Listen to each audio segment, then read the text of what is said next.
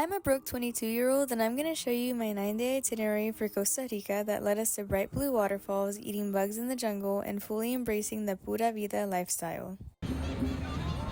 For our first day in Costa Rica, we didn't really know what to expect, but we quickly found out that it was actually a national holiday called Guanacaste Day. Because of this, the downtown area had a lot going on, and we even got to join in on some of the action. We also had to make sure to take care of some very important errands before we left the city.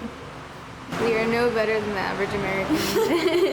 We used couchsurfing to find a local to stay with, and she had the most adorable dog named Bailey. I was instantly obsessed with her. I also sat down and interviewed with my new friends if you want to watch that video too. Hola, soy Gabriela y soy de Costa Rica y estoy súper feliz de tenerlas acá. Good morning, baby. We woke up early the next day and drove into the mountains to see an active volcano with one of the largest craters in the world. I had seen pictures online, but it was so much cooler in person. We then drove further into the mountains to visit a little hidden gem. You have to drive on unpaved roads and hike to get there, so it's not very crowded at all, and it was 100% worth it, even though we were actively freezing our off in these cliffs. After driving 2 more hours, we get to our adorable Airbnb for the night in Casada, and it was only $40 to sleep up in the trees and see birds flying from our window. Our next goal was to walk down 500 steps to the popular 70-meter high waterfall.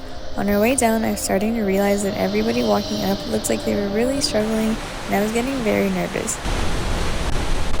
My calves are already shaking. If I stand still, they start wobbling, and we're about to go back up the 500 steps. Everyone is dying. I'm not gonna lie, on the way back up, I almost had an asthma attack, but we made it and we splurged a little bit on a great meal to then head over to the public natural hot springs. You literally just park on the side of the street and then the springs are under a bridge, but it was super nice and free, which is the best part. You can also check out El Salto, which is another free spot, and it has a huge rope swing. On the way to our hostel, we saw these 2 girls that looked a little lost, and we ended up giving them a ride back to town, and I just loved getting to connect with them, even though it was only for a couple minutes. We're from Germany. I'm Isabel, that's Romina. Yeah. And we're also traveling through Central America, and we got a bit lost when we went to the hot springs that are near here. These guys just picked us up, and it was so nice. We're so thankful. After checking into our adorable hostel, we just walked around, and although we weren't doing anything too exciting, I remember feeling so content and happy. I always love exploring new places, especially in nature, and getting to cross paths with other strangers and hearing their stories. It always reminds me how we're all just humans on this huge planet, and at the core, we are able to connect with each other. Good morning. We've been driving since 6:45. I'm pretty excited about this. I'm kind of the one that chose this, so hopefully it's good. If you're more of an adventurous person, you will love this tour. You have to hike, climb, swim, pull yourself against rapids, and then you get to swim inside a canyon that's hiding another bright blue waterfall. At this point, we had to split up a 7-hour drive into 2 days to get to our last stop. We had stopped at the town Concepcion to sleep, but eventually arrived to the amazing town of Puerto Viejo de Talamanca to eat the best food I've ever had, enjoy beautiful beaches, and see adorable wildlife. Our ultimate mission for this trip was to see a sloth in the wild, and that goal was met thanks to our amazing guide who was able to spot tons of animals at Caujita National Park. We genuinely couldn't have done it without her, and she was genuinely so funny and just so cool. Just in case you get lost, you know what to eat. No. They taste like black pepper. You should try. It's for us. Yeah, termitas.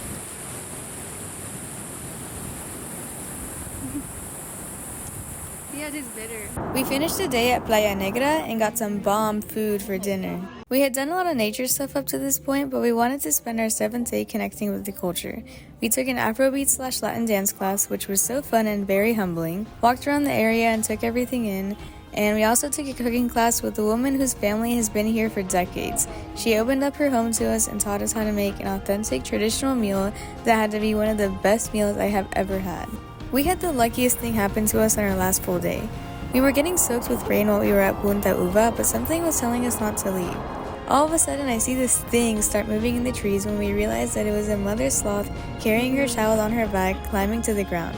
Sloths only climb down their trees once a week, so we truly felt like the chosen ones. I left Costa Rica with a great appreciation for its nature, culture, and wonderful people that I met throughout our trip.